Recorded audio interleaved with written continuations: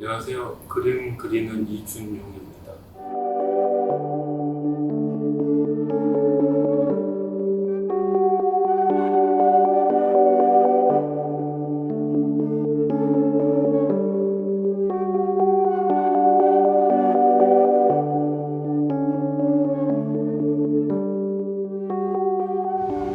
말 그대로 제가 시를 아예 몰랐다가 올 초에 시에 대해서 배우게 되면서 시를 한번 습작도 해보고 시를 어떻게 읽는지 같이 공부를 해보면서 그런 지점들과 그림을 대하는 태도가 교차하는 게 있다고 생각을 했어요. 그래서 이거를 한번 합쳐보는 전시를 만들어 보자 해서 만들었고, 사실 저의 습작이란 건 굉장히 아마추어적인 건데 용기를 내서 한번 같이 보여줬습니다.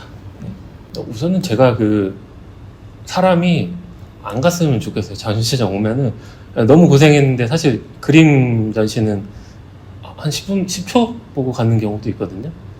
오래 잡아두고 싶은 마음도 있었고, 그리고 두 번째로는 제가 이렇게 책 만드는 걸 좋아합니다. 그렇게 글 쓰면 하나씩 정리해가지고 기록으로 남기는 걸 좋아해서 그래서 둔 거기도 하고, 그리고 그림만 볼 때는 몰랐던 어떤 요소들이 글 속에 숨어 있어요. 사실 그림이 거기 제가 설치된 그림 말고도 한 2배, 2.5배 이상 그림을 그려가지고 글 속의 요소들이 아마 전시된 그림에 다 들어가진 않았겠지만, 그래서 글과 그림이 이게 좀 왔다 갔다 하게 일부러 좀 의도를 하기도 했어요. 서문이란 게, 전시 서문이란 게 너무 딱딱하기 때문에 그거보다 좀 더 느슨한 구멍으로 이동할 수 있게 시선들이.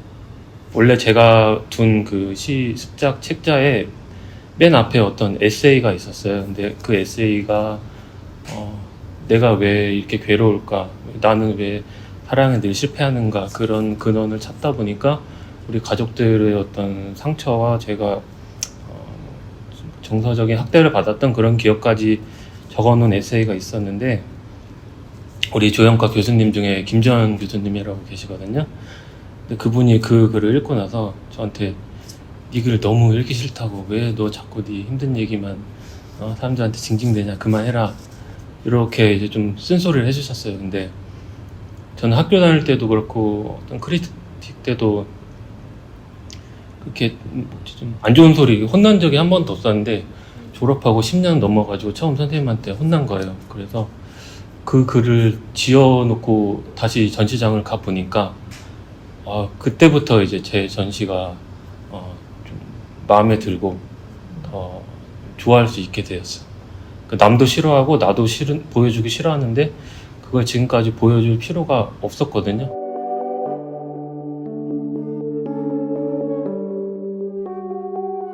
학교 다닐 때 알고 계시던 분이 등단을 하셔가지고 그분이 수업을 한다고 올린 거예요. 근데 저도 무슨 얘기를 하는지 궁금해가지고 이휴 문학평론가 분의 수업을 신촌에 있는 베개에서 6주간 듣고, 그 다음에는 한번 들어보니까 그 시를 읽는 법을 그분이 이제 강의를 하신 거거든요.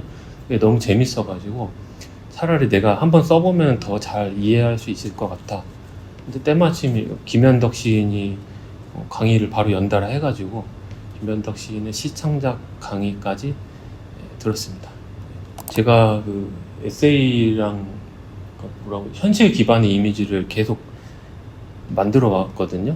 근데 그것들을 굳이 그러지 않아도 되겠다는 생각이 들어가지고, 그러니까 제가 재현하고 상상할 수 있는 것에서 더 대상들이 자유로워진 것 같았습니다.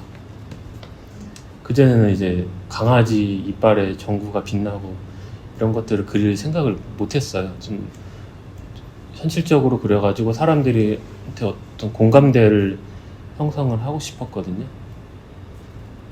글쓰기 하면서 글쓰기 그 어떤 거기 커리큘럼 중에 시 속에서는 뭐 어디든 갈 수 있고 무엇이든 할 수 있습니다. 그러니까 아무렇게나 해봐라 이런 수업이 있었는데 거기서 많이 배웠습니다. 이게 딱 붙어 있는 게 아니라 어떤 은유라는 게, 은유나 환유나 이것들이 어느 정도 교차하면서도 떨어지는 지점이 있잖아요.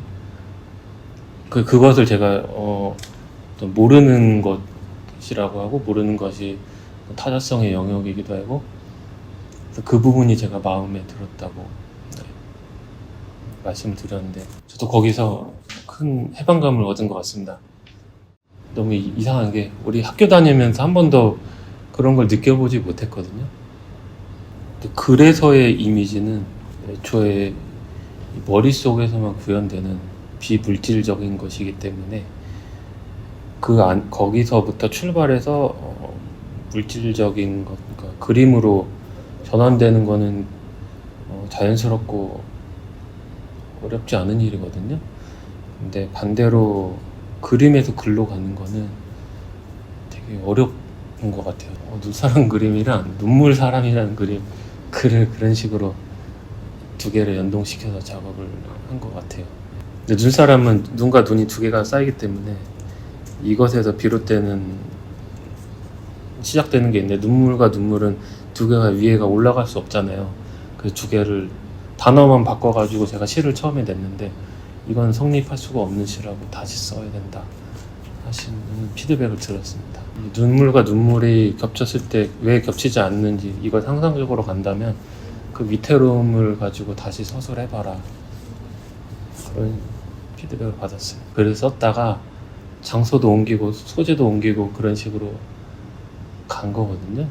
눈사람이 이렇게 뭔가 녹아내리고 있는 걸 보고서 이게 멍든 것 같다 생각해가지고 적었던 글인데 처음 시작이랑 너무 달라지고 멍든 사람이라는 단어 하나만 남게 돼가지고 작업을 시작하면서 끝까지 일관되게 계속 가져가는 게 아니라 어떤 일부분만 취득해서 가져가는 부분도 있어가지고